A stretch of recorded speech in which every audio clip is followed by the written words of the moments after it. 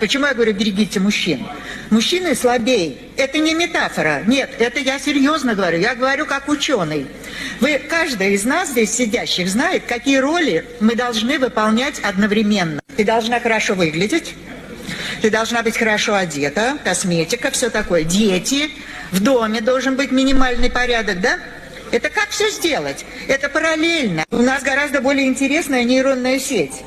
У мужчин, это научный факт, у мужчин очень много связей внутри каждого полушария, вот здесь. И поэтому мужчины в отдельных областях, вот гении в основном мужчины, уж чего там, правильно? Что-то я Моцарта ни разу не встретила там.